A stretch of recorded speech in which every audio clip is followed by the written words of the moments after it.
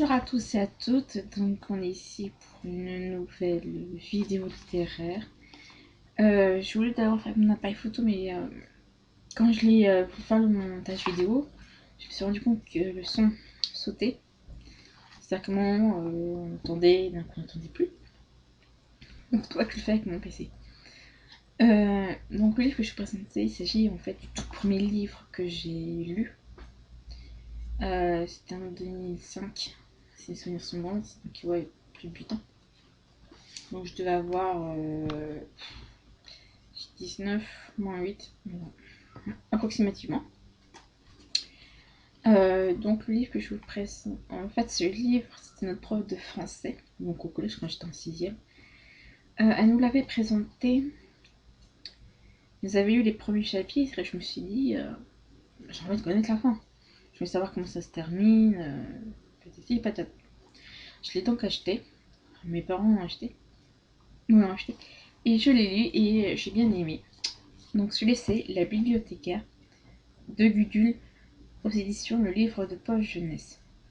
Donc je vais vous lire le chapitre, le résumé qu'il y a derrière parce que oui, il est un peu court. Donc comme ça, je vais vous donner une idée de l'histoire. Alors pourquoi la vieille dame qui habite en face de chez Guillaume écrit-elle tard la nuit? Quelle est cette jeune fille qui ne sort de chez elle qu'à la nuit tombée? Pour résoudre ces mystères, Guillaume se lance dans un fantastique voyage au pays des livres et de l'écriture. Alors c'est vrai qu'à l'époque c'était une belle découverte, parce que c'était vraiment la première fois que je lisais un livre en entier. À cette époque-là, pour moi, le livre, moi et les livres, ça faisait deux. Pardon, du coup, Clickson, ça vient de dehors. C'est vrai que c'était. Donc, on disait, moi, les lectures, ça faisait deux.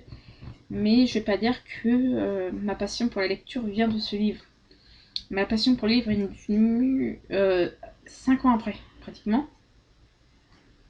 Donc voilà. Et ma fenêtre est ouverte, on entend du bruit, je suis désolée. Donc voilà.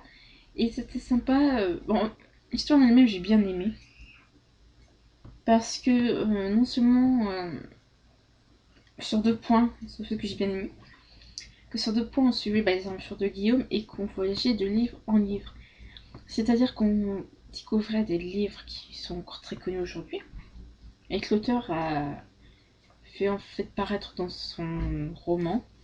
Donc les ouvrages connus sont Alice au pays des merveilles de Lewis Carroll, Poil de carotte de Jules Renard, Les Misérables de Victor Hugo, Les poésies d'Arthur Rimbaud et Le Petit Prince de Saint-Exupéry. Alors c'était sympa de nous de suivre ce voyage de livre en livre, parce qu'on se rend compte que la littérature, je pense, enfin française n'exagère pas, mais que les grands classiques ont encore une place très importante dans notre littérature d'aujourd'hui. Et que on se dit il peut y avoir de nouveaux livres, de nouveaux best-sellers qui apparaîtront et qui vont encore. Mais les grands classiques, on peut pas vachement les mettre vraiment de côté, voire quasiment. On peut plus les. Je veux dire, on pourra toujours les voir, mais on peut pas les mettre de côté.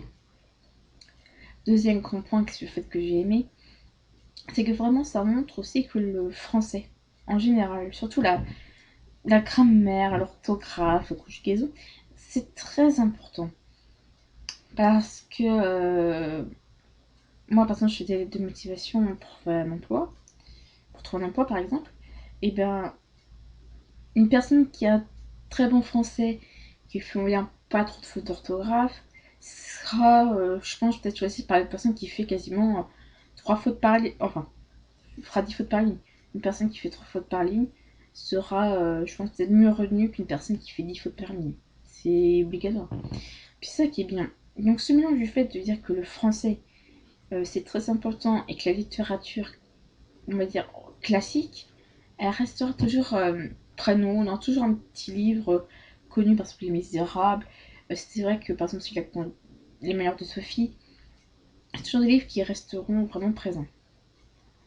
Alors, c'est vrai qu'il y a un point qui est certain, c'est que j'essaie de me plonger dedans, mais je suis pas sûre que je pourrais le lire entièrement aujourd'hui, parce que je crois que j'ai grandi, donc mon esprit n'est pas tout à fait beaucoup changé et a un autre point de vue.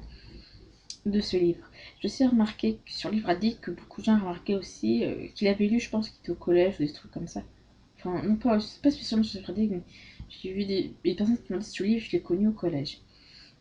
C'est vrai que pour ma part, ce livre est fait plus pour les personnes qui sont dans l'adolescence, donc les jeunes personnes, ainsi que les enfants, je pense, parce que on leur fait découvrir l'univers des livres. Donc c'est vraiment un grand point. Pour ceux qui ont par exemple des enfants, des petits-enfants ou des neveux et des nièces, ce livre il pourrait être sympa par exemple à lire ou à leur prêter. Parce que c'est un ouvrage je pense simple, parce que c'est pas écrit très gros. Il n'y a pas de mots on va dire trop compliqués. Puis il est illustré.